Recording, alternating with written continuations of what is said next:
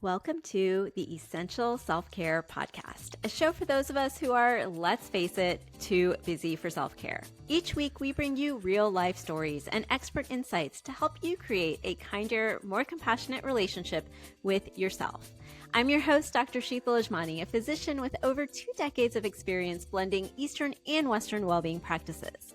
As the founder of Radiant Living Institute, I'm here to help you reconnect with your own inner radiance. Remember, small changes make a large impact, and it all starts here. Please note, this podcast is for educational purposes only and is not medical advice. Always consult your own healthcare provider about your specific situation. Now, let's get started. Hello, and welcome back to another episode of the Essential Self-Care Podcast. I am excited to welcome back to the show Dr. Diana Londoño. She is a board-certified urologist. In fact, she is one of the 10% of urologists in the United States who is a woman, and the 0.5% that are Latinx and a woman. Additionally, she is a certified life coach, Reiki master, and founder of physiciancoachsupport.com, which is a free and confidential one-to-one peer support platform for physicians. She is an international speaker on topics related to wellness, boundaries, ego, humanity in medicine, mindset, and mindfulness. She was on a few weeks ago where she shared a bit of her personal self-care journey, and today she is back. She's going to share a little bit more about the mental health crisis affecting physicians and healthcare professionals. And this is a topic that is near and dear to both of our hearts. I truly feel like it's not talked about nearly as often as it needs to be. And so I am excited to bring some light to this topic today with you. Thank you for being here. Welcome to the show. Thank you so much. And just thank you for bringing this to light. And I think it is, again, so important because what you don't bring to the light, you cannot heal. So if we are not aware of what's happening, we cannot make things better. And this really has to be talked about. It has to be discussed, has to be brought to the light, because if not, we're going to be in the same state. And sadly, the state is not great, but the good news is we can get better. Once again, we bring more awareness. We hopefully get rid of the stigma. We give some tools to help people get out of these states, know that it's possible. We really can move to a place where we can really be thriving, we can be joyful, and we're not stuck in burnout. And really, burnout is chronic unmanaged stress, leading to a lot of symptoms, which can be, very reactive. You're angry. You're kind of like always yelling. You're cynical. You depersonalize your patients and your interactions. And then it starts really leading and spiraling down to anxiety and depression, and sadly to suicide. So of our physician colleagues, up to 65% of some of our colleagues are in burnout. I mean, those levels are very, very high. And even through the pandemic, every time it was like 5% going higher and higher, higher. So it's affecting most of us. So, don't feel like you're the only one that, everybody else has it together, because they're just suffering in silence. And that is what's sad, because we're not reaching out for help. We're not talking about it, saying like, hey, are you feeling this too? Like, what did you do, or where did you get help, or what can we do? So many of us are in burnout. 25% are, anxious or depressed, and 13% is a very high number, are suicidal, with more than 400 every single year dying by suicide. So that impact is, just off the charts, to really think about how many lives do we touch. Obviously our immediate family that, gets devastated, all the community, the patients we serve. But, this is really so tragic that, we as physicians who are so giving and so educated and spend their whole life to do this work, rather die by suicide than maybe like get help, or, talk about it, or maybe just step back, for a week, 2 weeks, 3 weeks, whatever it is. So, we need to talk about it and find ways then, and discuss ways that we can really start changing not only the system, but our beliefs as well, because I think it is multifactorial. Absolutely. I agree with you completely. And so, I really wanted you to share these statistics. So thank you so much for going over that, for a number of reasons. I mean, mainly just so that anyone listening, can know who may be suffering in silence, as you mentioned, can know that you are not alone. I mentioned on the last episode that you were on, actually, we both have, that we have experienced burnout personally more than once, right? For both of us. And for me, I can share each time I experienced burnout, I felt very alone in my experience. The first time I experienced it, it was something that wasn't talked about at all. This was about close to 2 decades ago. And it just wasn't talked about very much at that time at all. I didn't even know that burnout was a thing, right? I didn't know that phrase. And so now, I think at least we are talking about it more, right? So I think that's a plus, that we are bringing some light to it. Unfortunately, we are talking about it more because more people are, experiencing it. But I am glad that we do have some more resources and tools available. Yet you can see there's still so many people who are suffering in silence, and you can see that with that, about 400 physicians per year die by suicide. I mean, that's more than one a day in a calendar year, right? And so I think there's so much obstacles, both systemic and individual, right? To seeking help, to seeking that support, to speaking up about it. And so hopefully through more conversations like this, we can help to eliminate some of those barriers. And of course, it is multifactorial, so it needs to be addressed in a multifactorial way as well, right? All of this has led you, and I'm sure in part with your own experiences as well, to create what's called physician coach support. Can you tell us a little bit about that? Yeah, so it came out of my own burnout, trying to find, a way that I can give back. We talked about it last time. How can we find purpose? How can we be a service? That's actually also a great way to get out of burnout, is finding that your why. But for me, was I'm trying to figure out what's happening. I'm learning about coaching principles. We kind of have to practice this to become a certified coach. So I thought, well, why don't I just do this as a platform for others to get support by a peer who's a certified life coach, and they can come and talk about anything via Zoom, confidentially. And so we did this for 3 years. We have definitely been there with an incredible team of coaches that have volunteered to give support to our colleagues. And, the feedback we really got from it was so heartwarming and just outstanding. Not just even from the people that came for help, but also the coaches that just really felt like this was such a good experience to do this for others that were, in a difficult place. And within an hour's time, like, the feedback was like, really changed my view of like how I was like circling down this vortex of, hopelessness. I really got some tools that helped me, think about the next steps. And it's not like a long-term solution that is going to help you, like if you, hire a coach for a certain specific, thing that you want, but it can just get you started.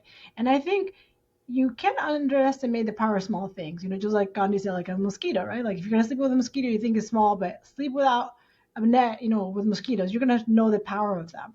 So even taking this quote unquote small step, it's a huge step because it got that person to say, hey, I need something, I need help, I need to do something different than what I'm currently doing.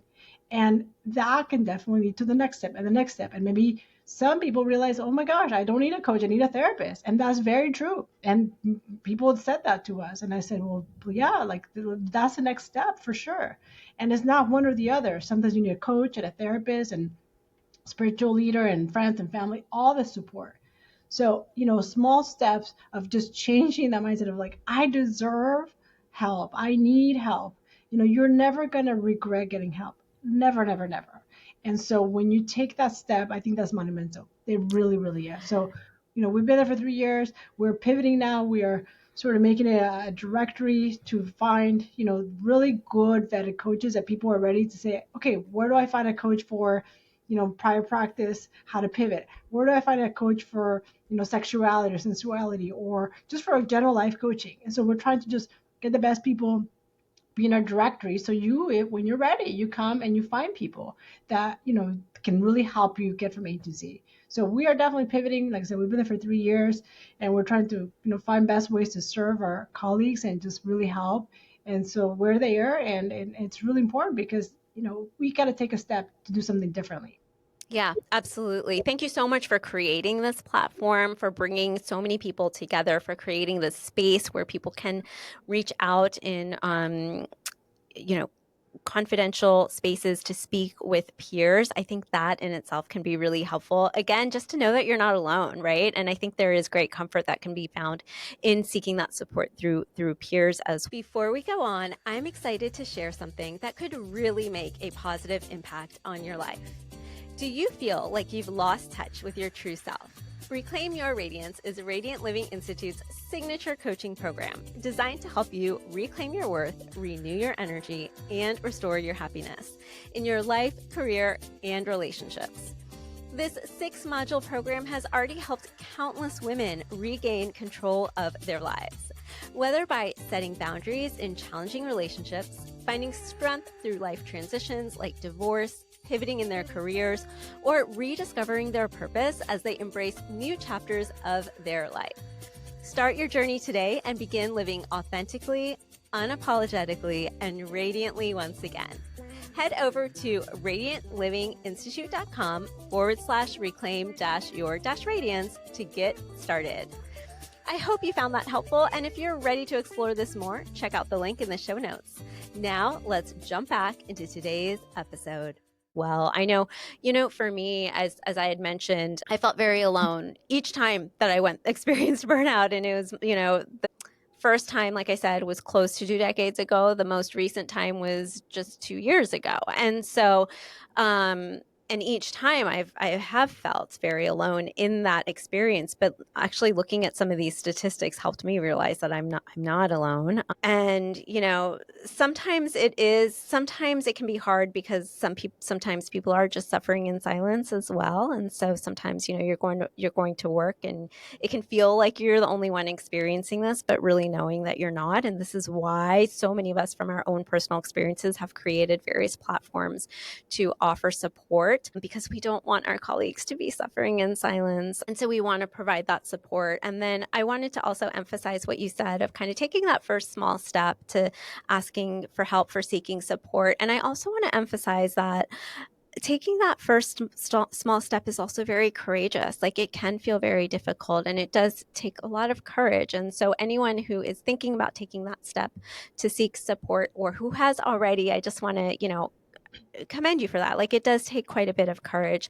But again, like you said, there's always benefit in seeking support and seeking help, and just opening up to a support system, right? So taking that small step of asking for help in whatever way, shape, or form that looks like, right? So whether that's seeking support at physiciancoachsupport.com or another coach or therapist, right? And also, we had mentioned earlier in this episode that the factors that contribute to burnout are multifactorial, right? Helping people learn tools to really empower themselves and their own self-agency, while that is really important, right? That will also take us to a certain point, but there are also like systemic things that need to change, or sometimes we need to make hard decisions to change practices or change the type of practice, or whatever it may be. So it is multifactorial. And that being said, similar to what we talked a little bit about, or we did talk quite a bit about during the last episode that you were on, really building our toolbox as well, right? And so of the ways that we receive support, right? And so it may be a coach, it may be a therapist, it may be both. It may be family, it may be friends, it may be going to yoga, or, you've studied Reiki and pranic healing, maybe it's something like that, right? There's just knowing that, that it's multifactorial in terms of what is contributing to it. And so, finding the solution and finding our way out of that, it can also be a multifactorial process. And it does start with taking that small step. Yeah, absolutely. And I think also that, we got to realize, it's not only that, we're not alone and feeling comfort, but then that the people get out of it, that there are steps, there's tools, like you said, that we can all take, because if others have been getting out of it, like, there is a way through it. But it is not going to happen if you don't change anything. Just by being passive and grinding your head down and continuing, it's actually not going to get worse. You're just going to crash and burn at some point. So it's going to catch up. It's not just going to go away. It's not going to just get better. And so I agree with these so many tools that we can have, but many which I know you've spoken about many times in your keynotes and things like that, that, boundaries are things that we don't learn as humans very much, but especially as physicians. We are just always told to say yes to everything and not question anything, and kind of very militaristic. Don't ask questions, don't look up, don't ask why, and don't say no. And I think that's incredibly harming to a culture where you're never going to have your own needs met, and many of these are basic needs. We need sleep as a big, big, big priority. But in medicine, is thought as something that is, an option perhaps. If you get a little bit, that's great, but who cares? You keep getting up and waking up and doing the work no matter how much sleep you got or you didn't. And that is insane. In a profession that is talking about healing and about serving, there's no way you can do that with like lack of sleep. So again, these things are embedded into our culture, and then we kind of drink this Kool-Aid and we think like this is normal. That's actually not normal. There's nothing normal. There's nothing we should just take as, like this is the way to do it, because it's crazy. It is absolutely insane that we would tolerate that we accept that, and then we just keep going and propagating this sort of mentality. And again, a lot of it we do to others. Just because we're traumatized does not mean you have to pass on the trauma. Like, stop the trauma cycle and training and caring for our colleagues, and then taking care of each other. I mean, there's such a dissonance of saying like we take care of people, but we can't sort of do it to our colleagues or to ourselves. Yeah. I think is, we really can't truly be a healer and a physician if you can't take care of yourself. I mean, it's just, again, there's such a dissonance. It's not, it doesn't align, And so I think it's like when you practice something, you say, like you say something, but you don't practice it. You gotta really practice what you preach. You can't tell your patients eat healthy if you're just eating Cheetos all day in the lounge, which most people do, and you have a big old soda for every meal and a big gulp and this, like you gotta practice and also do it. So we got to be aligned, and that's looking at our own behaviors and seeing where we can make changes. Because I also see a lot of people saying like, oh, the system, this, that, and we want it to be like that or like this way. But we've got to be that change. We've got to act in a certain way with love and compassion if that's what we want the system to be. We've got to like take care of our own health if we want to give health. Like, we've got to be that change before we start saying that everything else is terrible. So be the change, be the example, lead by that example of being loving, of taking care of other people, or checking in on your colleagues. Making things are fair, equitable, that you get paid for things instead of doing everything for free. I mean, there's so many places we can speak up and use our voice. But what I see a lot of is just people stay silent. People don't speak up. And there is a big price to pay for speaking up. There really is. I'm not going to sugarcoat that. But then the alternative is, again, our colleagues are on burnout. They're dying by suicide. It's not a loving environment. So we really have to understand this is a critical moment of speaking up, of saying this is not right, and making some changes. And again, it starts with ourselves. Yeah, absolutely. That's what that was just making me think of. It also is, and this is something that I often will share in some of my talks as well, is like I had mentioned, it does start with ourselves, right? Because although it is multifactorial and both, right, we do need to kind of make those changes within ourselves as well, and look at what our patterns are that may be contributing, right? And not in a sort of self-criticism way, not in a judgmental way, but in a loving and compassionate way of these are some patterns that we may have ourselves that may lead to burnout, right? And I can give you this example because I know many physicians who, and I found myself there as well at some point, right? Physicians who have, either scaled back in medicine to start their own business or have transitioned all the way over to starting their own business, but then get burned out with that too because they're bringing the same patterns to that, right? So it is important that we recognize our own patterns and that there are systemic things. But in order for us to speak up and make those changes in some of the systemic things, we need to come at it feeling whole, somewhat whole ourselves as well, right?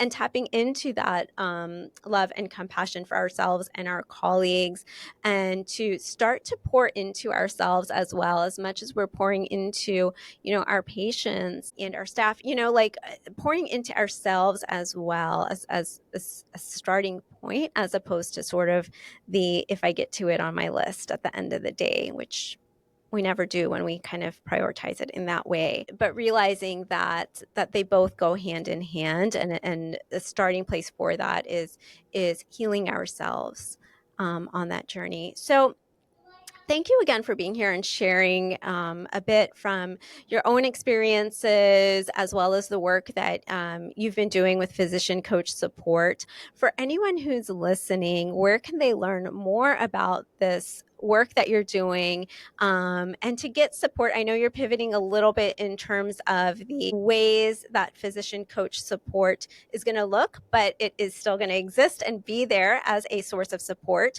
for physicians. So where can they learn more about that? Yeah, so you can go to the website, physiciancoachsupport.com. You can also just reach out to me, DianaLondoñoMD.com, my website, or on any social media platform, LinkedIn, Instagram, whatever you prefer. I definitely live more on LinkedIn, but, just reach out. I'm very reachable, and I'm very passionate about this. This is really important. We really have to take care of ourselves. We have to change the mindset of how we think about our own well-being, because we are first before we can take care of anybody else. And it's not narcissistic and it's not selfish. It's just about understanding we are worthy.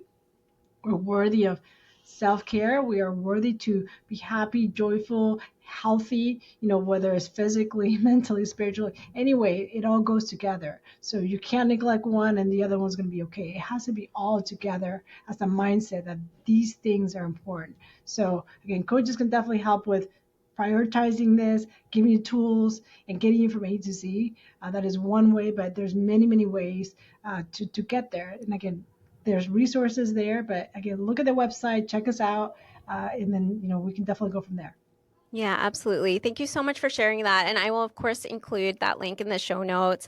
For anyone listening, specifically to our healthcare physician colleagues who are listening, there are now so many more tools that exist, and coaching platforms, support groups, therapists who specifically focus on working with physicians and healthcare professionals.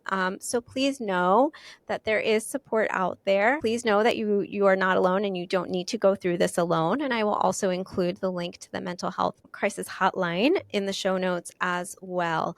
So please don't suffer in silence. You are loved, you are worthy, and there are so many people here who want to support you and want to be here for you. So thank you again for being here today, Dr. Londoño, and sharing your resources with us. I know you have so many choices for how to spend your time, so I thank you for being here today with Essential Self-Care. As a gift, download your free workbook, 6 simple yet powerful steps to create your radiant life at radiantlivinginstitute.com, and start your journey to a more radiant you.